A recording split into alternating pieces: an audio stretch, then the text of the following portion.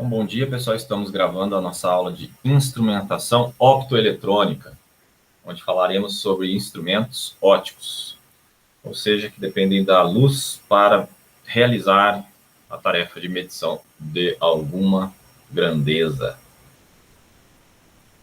É uma aula simples, tranquila, e que, assim como a aula de instrumentação analítica, ela pode ser infinita, mas que nosso foco aqui é só apresentar e abrir a possibilidade de pesquisa para vocês, caso precisem estudar algo específico.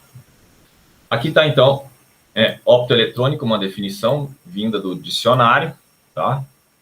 Estudo ou concepção de dispositivos que associa a eletrônica à ótica, ou que emprega a interação de fenômenos óticos e eletrônicos. Bem intuitivo, mas não é tão simples assim da gente responder quando alguém pergunta o que é optoeletrônica, né? Aqui está bem explicadinho, sugiro a anotação. Okay? Exemplos. Tá? Seja bem-vinda, Diane. Exemplos: LED,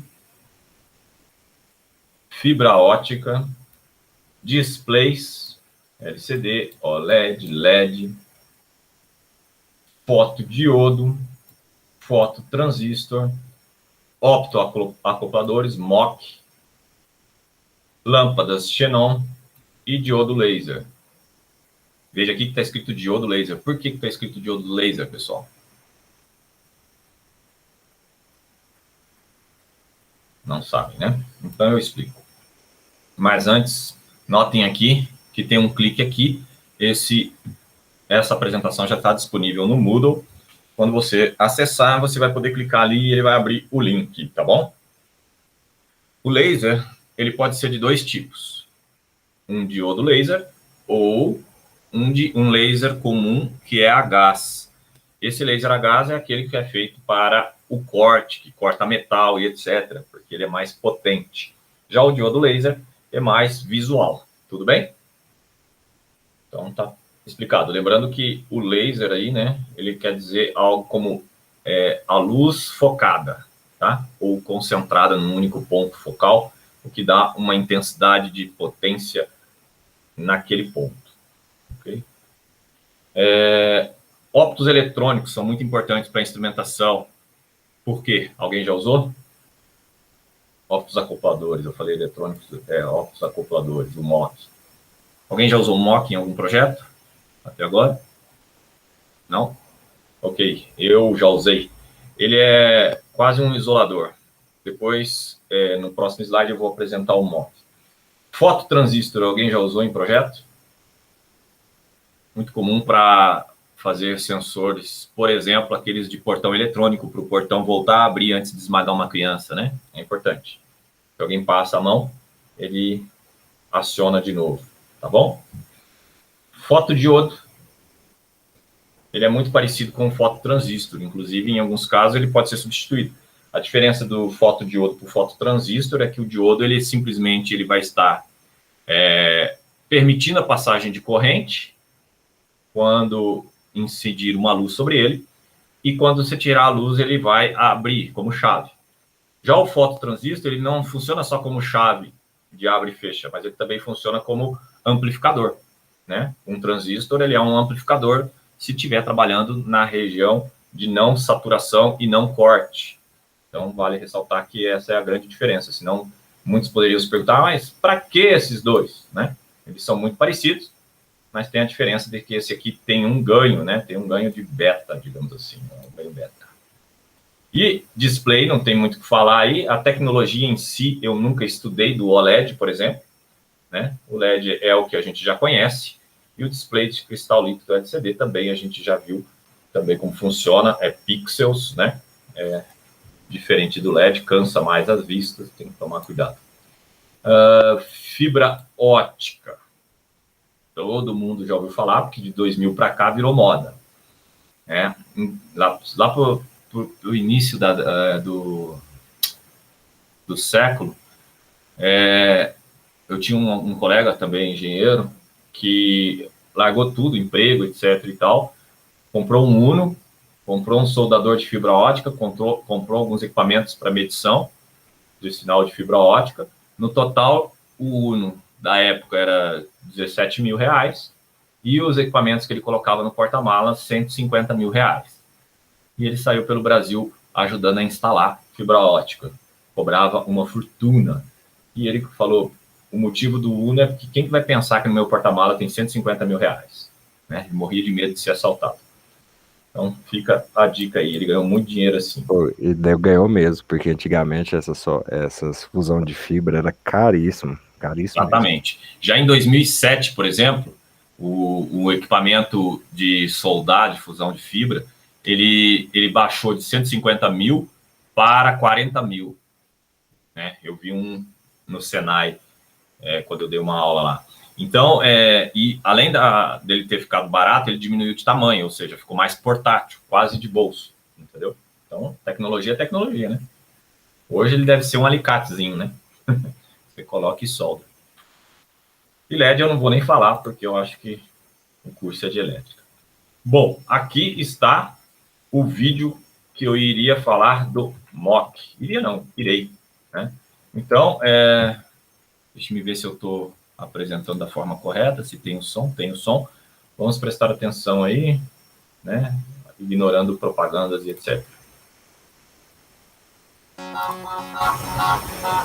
O som está saindo bem?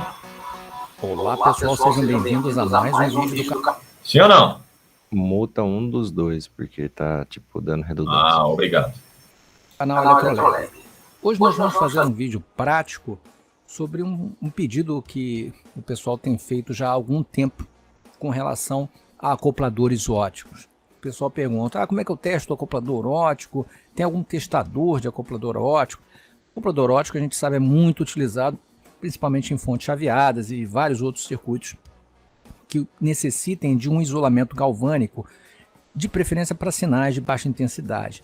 Isso é muito bem feito por um acoplador ótico, substituindo muitas vezes um transformador nessa situação, já que ele efetivamente isola uma área da outra. Existe um vídeo aqui no canal onde eu descrevo com detalhes o funcionamento do acoplador ótico, os tipos mais comuns que existem no mercado, quais são as principais aplicações e o funcionamento desse componente tão interessante. O que a gente vai mostrar hoje aqui é uma prova prática, né? Um circuito muito simples, realmente simples, de como testar de forma rápida e eficiente um fotoacoplador ou um acoplador ótico, né? Isso, obviamente, fora do circuito, né? Se você remove o circuito, se você tem alguns fotoacopladores, muitas vezes você pega uma placa de fonte de ATX, por exemplo, de computador, e remove aqueles acopladores óticos para sua caixinha de componentes. Você quer testar, verificar se ele está bom ou não. Esse é um circuito indicado. Então, basicamente, o circuito é esse desenho aqui. Eu vou deixar aí disponível o link aí embaixo. Eu vou colocar dois soquetes, um soquete para 3 pinos, no caso 3 pinos de cada lado, né? Um soquete de 6 pinos e um soquete para 4 pinos. Isso porque nós temos fotoacopladores desse tipo aqui, que tem 4 pinos, 2 de cada lado, e tem alguns outros modelos com 3 pinos de cada lado. Óbvio que eu não vou conseguir cercar todos os modelos possíveis de fotoacopladores, mas os mais comuns, de 2 e 3 pinos, podem ser testados nesse circuito extremamente simples. A gente alimenta, eles vão ficar em paralelos, obviamente, já que você vai poder usar um ou outro soquete.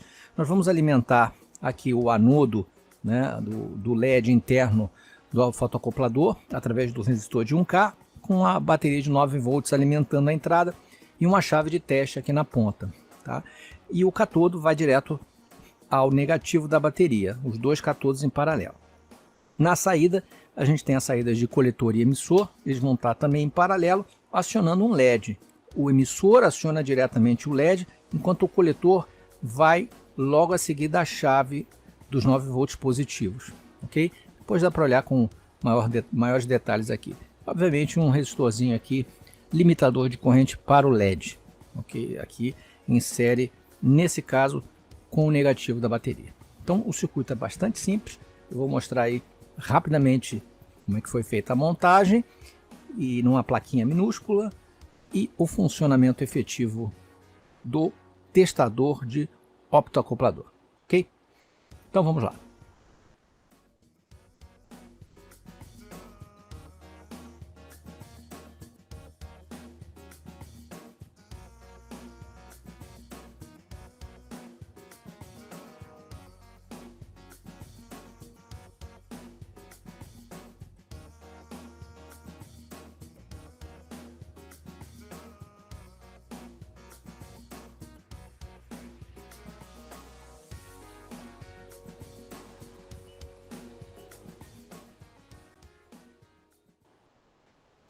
Bom, pessoal, aqui eu tenho o circuito já montado, com uma bateriazinha de 9 volts acionado. Tem aqui o LED que vai indicar se ele está funcionando ou não.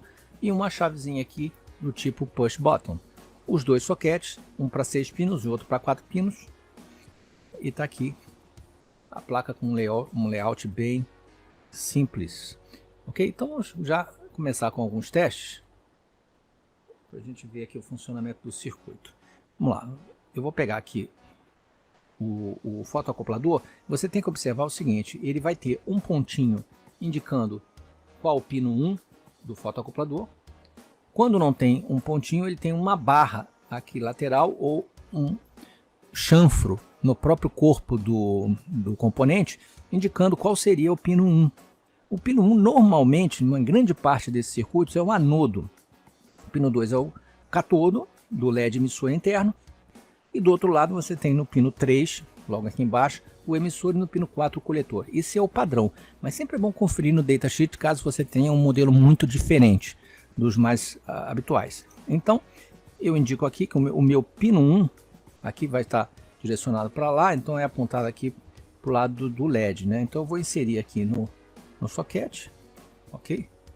Inserir aqui o componente e vou pressionar esse botão. Se o LED acender, significa que o fotoacoplador está bom. Ok, acendeu de novo. Está em bom estado. Vamos testar outro aqui. Vamos testar outro. Esse daqui, o pino 1 é para o lado de cá. Só conferir aqui se é isso mesmo. Exato, o pino 1 é onde tem um pontinho, então é para o lado de cá. Importante conferir isso para não polarizar de forma errada o seu componente em teste. Então, botei lá no soquete, vou pressionar aqui, ele também está bom. Ok? Bem prático. Eu não tenho nenhum aqui de 3 pinos para testar. Vamos ver esse aqui. Esse aqui tem uma barrinha aqui do lado de cá, indicando que é o pino 1. Ele não tem um pontinho, ele tem uma barra. Mesma coisa, eu vou jogar ele para cá, para o pino 1, e vou pressionar a chave, checando. Também está bom. E vamos testar esse outro aqui que eu já desconfiava dele, porque eu retirei de uma placa torrada. Ok, o pino 1 também é o que tem a marquinha ali embaixo. Vamos inserir ele aqui. Vamos testar. E não acende. Repare que não acende.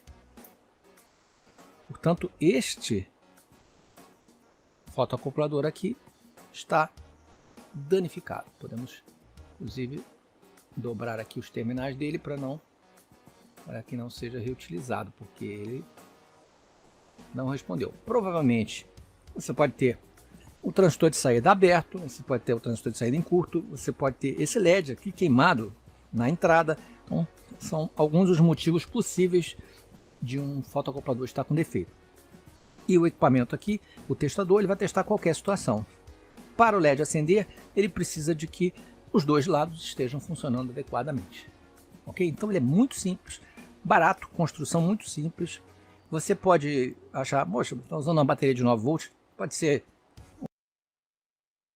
Então é isso, pessoal. Eu gostei desse vídeo aqui para mostrar que a instrumentação, obviamente, é muito técnico, né? É mais para técnico, menos para engenheiro. Mas quando você dá manutenção em equipamentos, você ter esses pequenos dispositivos testadores de baixo custo permite você ganhar produtividade, né? E também mercado, né?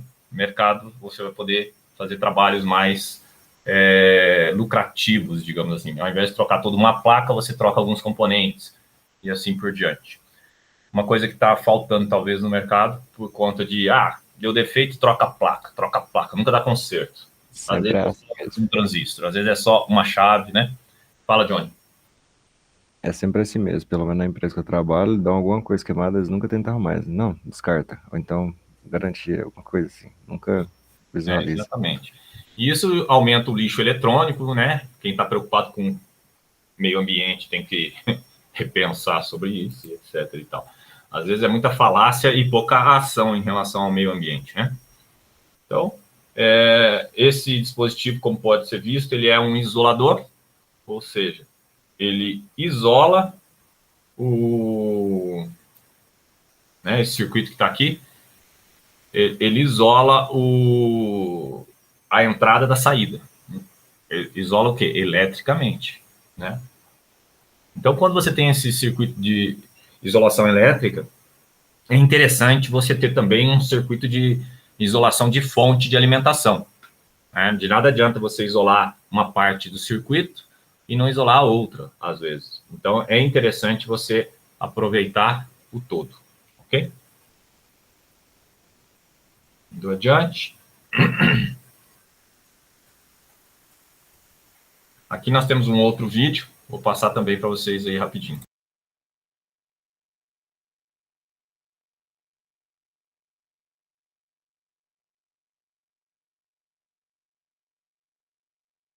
Não deu play não, Leonardo. Tá travado aqui.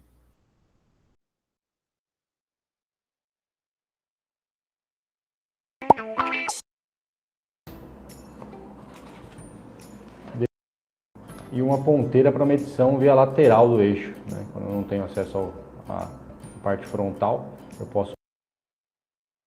Você usa um quadradinho, só um pedacinho bem pequenininho, então isso daqui rende bastante. Quando acabar a medição via contato, e se a gente puxar aqui, ele sai essa tampa, e aí a gente fica só com a parte ótica, né? Onde ele vai gerar um ponto de laser e a gente mira na fita, onde a gente colou a fita refletiva, e ele também vai dar, depois nós vamos fazer a medição na prática, para entender como que isso funciona melhor, tá? O encaixe aqui é bem simples. Então, na parte traseira ele tem o compartimento de pilhas,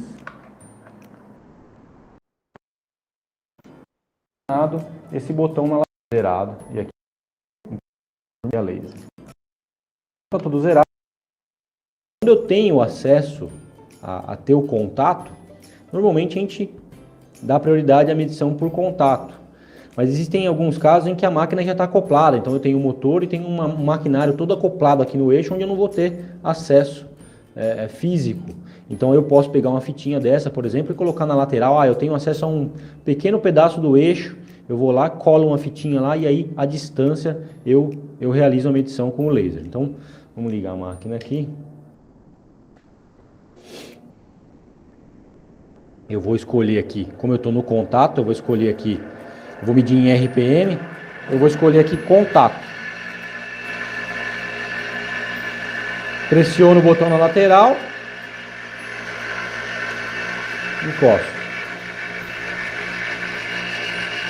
Então aqui ele está realizando a medição, a gente está em 3.520 RPM, pelo contato. Soltei. Se eu quiser fazer a medição no modo óptico, eu tiro a tampa do modo de contato, mudo a escala para o RPM via laser, a última aqui. A gente vai perceber que quando eu pressionar o botão, ele já vai acender o laser aqui em cima, e aí ele vai me pontuar o laser. Então basta eu apontar o laser para a parte onde eu coloquei a fita, e ele vai me dar também 3.500. Leonardo, Muito bem. Tem diferença de perda aí quando ele... No dispositivo ele não mostrou, né? Quando ele colocou pelo cabo e quando ele fez ótico, ele não teve perdas aí nessa leitura. A perda pode ser mais por imperícia do que pelo sistema, né? O sistema é muito bom. E ele falou ali laser. É aquele diodo laser que eu comentei no início da aula, tá bom? Então, tem gente que acha que o laser é só a gás. Não, ele tem o diodo também, tá bom? Algo mais aí? Perceberam aí a utilidade, né? Quando você não tem como medir, você usa laser, você usa ultrassom, você sempre vai ter uma nova forma de medir quando você não tem acesso ao que você precisa medir. Posso passar? É massa, não conhecia não, pode passar. Não conhecia? Não, esse não conhecia, por incrível que pareça. Legal. Bom, aí agora nós vamos para outros tipos de instrumentos que vocês podem falar assim, mas isso aí não pensei que fosse instrumento. Sério, ele não dá um zoom, você não enxerga de longe, é um tipo de instrumento, entendeu? Você não enxerga no escuro, é um instrumento, entendeu? Você está medindo, você está visualizando imagem de outra forma. Então, praticamente qualquer equipamento pode ser chamado de instrumento. Inclusive, muitos deles, por exemplo, o microscópio aí, que aumenta 1.600 vezes aí, ó, ele é um instrumento, senão, né, não funciona. E ele precisa ser avaliado. Às vezes, não te interessa calibrá-lo. Por quê? Porque o que importa é se você consegue ou não enxergar os micro-organismos. Você não quer saber se está ampliando 1.600 vezes mesmo. Mas dependendo do que você está fazendo, se você estiver medindo o micro-organismo, fazendo alguma coisa desse sentido, você precisa que ele realmente amplie com precisão, tá bom? Então, é outro instrumento aí. Eu não sei se vocês sabem, mas com uma câmera, a câmera do seu celular, você pode baixar alguns softwares de medição. Você tem medição de velocidade via câmera, medição de comprimento, de altura e etc e tal. É só dar uma olhada lá na loja de aplicativos, você vai encontrar. Leonardo, parece que eu nunca usei esses trem, que eu fico meio com medo de não dar os valores certos, fico meio com o pé atrás. Mas Claro então, que ele, para ele ter uma precisão maior, você precisa fornecer dados. Por exemplo, esse de medição de comprimento via foto, via vídeo, você tem que dar uma referência para ele, entendeu? Você tem que dizer que de um ponto a outro ponto mede tanto. Aí ele vai fazer a regra de 3 simples para te informar, entendeu, né? entendi, interessante. Então, a precisão está na precisão que você fornece os dados, porque a regra de 3, ela tá certa. Obviamente, existe aqueles problemas, principalmente nas bordas da imagem, em que a imagem ela não é 100% simétrica em relação ao que você fotografou. As bordas, normalmente, elas tendem a ser de distâncias diferentes, né? Mas se você colocar bem no centro da imagem, você vai ter uma boa precisão. Para medir coisas distantes de você, principalmente, né? Inclusive, atualmente, com câmeras cada vez melhores, né? Os atletas usam muito esse artifício de filmá-los para saber quanto que eles saltaram. Não fica só no sensor, entendeu? Fica na imagem também, com processamento de imagem. Legal. O colorímetro aqui, quem já conhece? Ninguém? Também não. Também não, né? Ele é muito interessante e ele é muito usado pela Saneago, por exemplo. O foco do colorímetro é para saber como está a qualidade de uma água. Você põe a água ali dentro dele, ele é diferente desse, né? E você vai ter, através da coloração da água, informações sobre o que ele pode ter de algo nocivo, né? Para o tratamento da água. É muito interessante. Eu vi o colorímetro da Saneago já. Eu nunca vi um desse aqui que está na imagem. Mas, de todo jeito, tem aqui o clique aqui de novo. Você clica e vai saber mais sobre o assunto, tá bom?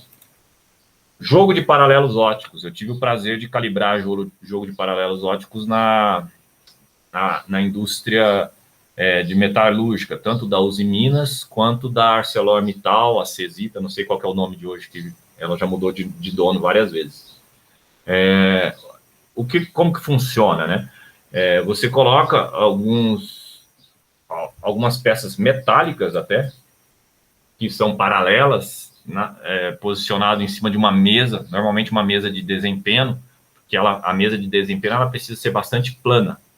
E a ideia é que ela seja plana para poder desempenar e verificar se tem peças muito empenadas, né?